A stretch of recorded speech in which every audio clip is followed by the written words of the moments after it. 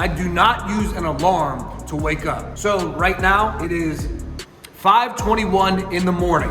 Sometimes I'll wake up at 3:30 in the morning. Sometimes I'll wake up at 5:30. Sometimes, I'm not gonna lie, I'll wake up at 8 o'clock. However, and I have said this so many times that you are probably sick of hearing it, but you are not supposed to sleep until the alarm goes off. You are supposed to sleep until the work is done in your brain, your body, your tendons, your muscles, your central nervous system. And that is the first reason that I do not use an alarm to wake up. The second reason is because the weaker version of myself comes out at night. So I just go to sleep so that I can wake up in the morning and find the stronger version of myself. And it's funny because I actually found this quote a long time ago. I'll put it up on the screen for you right now. I understand that there's a guy inside me who wants to lay in bed, smoke weed all day, and watch cartoons and old movies. My whole life is a series of strategies to avoid and outwit that guy. Now, I don't smoke weed. I don't give a shit about cartoons. I do like movies. However, I understand that there is a weaker version of myself. He doesn't want to work out. He's lazy. He's unmotivated. He's disconnected to my goals and my dreams.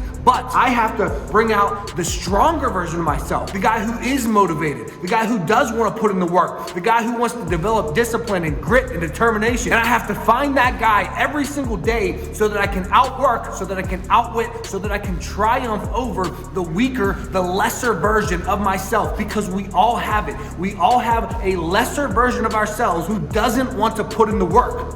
But on the flip side, like I just said, we all have that dirty, gritty motherfucker who wants to put in the work and wants to go out and achieve our goals and achieve our dreams. And every single day I wake up and I am that motherfucker.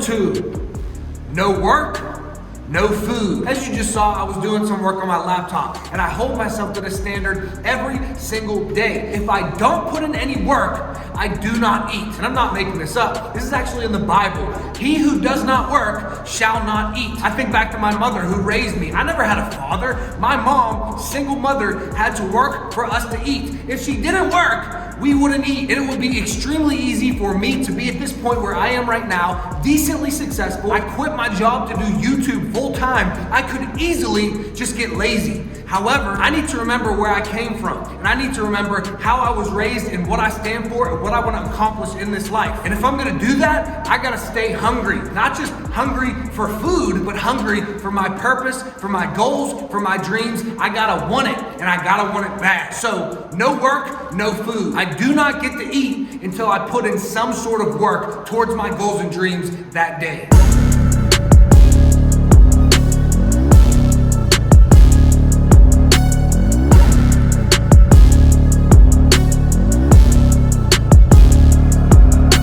Rule number 3, I take a cold shower every single day. And I do this for 2 reasons. Reason number 1 is to remind myself that I am the type of person who does hard things. If you're an athlete or you're a business person, or no matter what you want to do, if you want to be successful in general, if you have goals and dreams and ambitions, you are going to have to do a shitload of hard things. So cold showers for me, they remind me every single day that I am the type of person who does hard things. I push through pain. I do things even though I don't want to do them if they move me towards my goal. And I do what it takes regardless of whether I feel like it or not. That is reason number 1 that I do cold showers. Reason number 2 is to train my body and my mind to stay calm in high stress situations. Think about it. If you're a basketball player and the clock is winding down, there's 10 seconds left and you have the ball and you're taking the last shot, that's a stressful situation. I train my mind to be calm in those situations. I love that. I'm built for that. And I train myself to be built for that. Those are the 2 reasons why I personally use cold showers. And that is rule number 3 in my life. I do a cold shower every single day. But now we got some movement. Today's a movement day. So let's get it.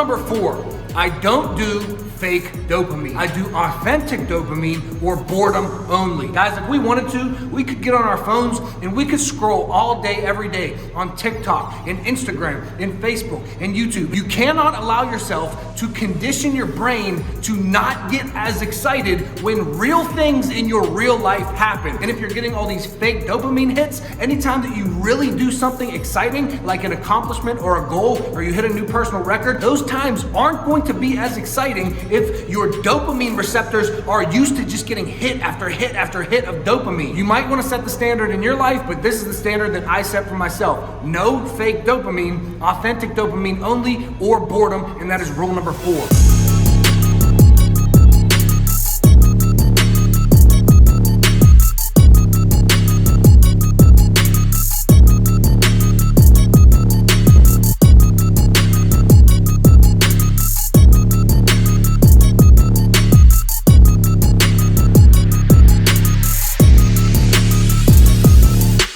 So guys, this is hilarious to me, and I know a lot of you out there can relate. My ankle is feeling good. I just dunked on 910. I know for a fact I can dunk it on 10 feet today, but we have a new problem. My left knee just started to hurt on that last jump. And isn't that funny? My left knee is actually my good knee. I've never had problems with my left knee. It's always been my right knee that has given me problems with patellar tendonitis. But I haven't been doing anything for 3 months. Like, I was doing only foot strength for 3 months. So my quads, my hamstrings, my glutes, my adductors, none of the other muscles in my legs have really done anything for the past 3 months. So this is a lot of load. This is a big spike in load compared to what I've been doing. I'm gonna try to see if I can just walk it off because I would really like to get a dunk on 10 today. But if the pain is still here, I'm not gonna dunk. I'm just gonna stop it here. But anyways, we dunked on 9-10. I know for a fact I can get 10 today. But if not today, I'll just finish the rest of my workout and then I'll give it a couple days rest because it is just reactive tendonitis. I feel it right in the patellar tendon on my left knee. So if this ever happens to you and you feel something, you should definitely stop. And then after that, you probably should give about 1 to 2 days of rest with only blood flow work and nothing that causes breakdown. But I'm gonna try to walk it off. You know what, guys? I'm gonna be smart. I've been stupid so many times in my life. From age 19 to like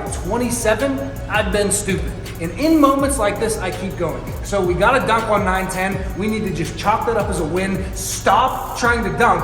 Just go hit our cardio and move on with our day. Rule number 5. I do cardio every single day. And this is a rule that I just recently put in for my life due to the fact that I need to get from 218 pounds down to 195 pounds at my best jumping weight. So I do cardio every single day. And today we are going to do cardio. We have a medium intensity day. Remember, we're doing Fat Don't Fly from PJF Performance. But for medium intensity cardio, I can basically do whatever I want. So I'm going to run the stairs here in my apartment building. It's 8 floors. So what I'm going to do is run all the way up to the 8th floor, all the way back down. Up to 7, back down. 6, back down. 5, 4, 3, 2, until I'm done with that. But let's get it. You see the drippy, I'm fitted up. Hop in my car and the giddy up. Secure the bag, yeah, I get the bus. Pick it up, pick it up, pick it up. You see the drippy, I'm fitted up. Hop in my car and the giddy up. Secure the bag, yeah, I get the bus. Pick it up, pick it up, pick it up. Ooh, I've been on the flex since flex zone. Neighborhood all in your eardrums. I ain't never scared like Bone Crush. Boy, I got God, don't fear none. My line busy, take no calls. Feels like I don't have no flaws. Snakes in the grass, cut those off. Yo, squad shady, my bros rock. Alright guys, roll number 5. What roll we on? Roll number 6. I had to train myself to stop asking, what's the least amount that I can get away with? And start asking, what's the most amount that I can handle? What's the most that my body, my mind, my mental can go through? Because for a while there, I noticed that during certain workouts where they're not the most fun, like upper body is not as fun for me, cardio is by far my least favorite. I had to stop asking myself, what's the least amount that I can get away with to consider this an actual workout? And start asking myself the question, no, what's the most amount that I can handle? What can I put myself through to actually develop my body and my mind? So that's rule number 6. You really have to reframe it. It's not about what's the least amount I can get away with to consider myself done with this task or this thing. It's how much can I actually push myself? How much can I actually handle when going through, especially the things in life that you don't really want to do? Rule number 7, when I want to quit, I use that as a trigger to develop grit. See that? I'm like Dr. Seuss out here, boy. There are so many times in my life, every single day, I actually get mad at my brain because it happens every single day. There are so many times where I want to quit. I want to stop what I'm doing and do something else. But I use that as a trigger whenever I'm editing a video, right? Editing a video is fun to me for about the first 2 hours. After 3 or 4 hours of editing a video, I don't feel like doing it anymore. As soon as I want to stop, I've trained myself to use that as a trigger. My brain is trying to stop me. Well, guess what? I'm in charge. I am going to keep going. So whenever I want to quit, I use that as a trigger in my mind to develop grit. Grit, as defined by the author Angela Duckworth, is passion plus perseverance. Perseverance being the main ingredient. So when I want to quit, I need to persevere. Whenever you feel like you want to quit, teach your mind to develop grit. That's rule number 7. What's your number 1 principle for success? Common sense. No.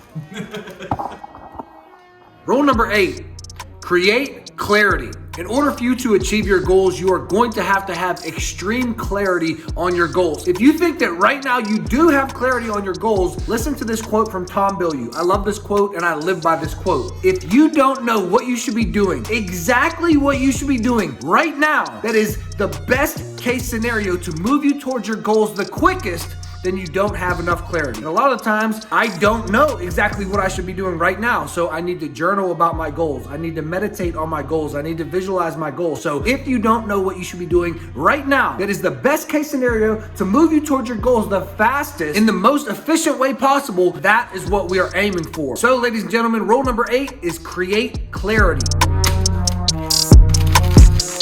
Rule number 9, teach your cats to do cool tricks.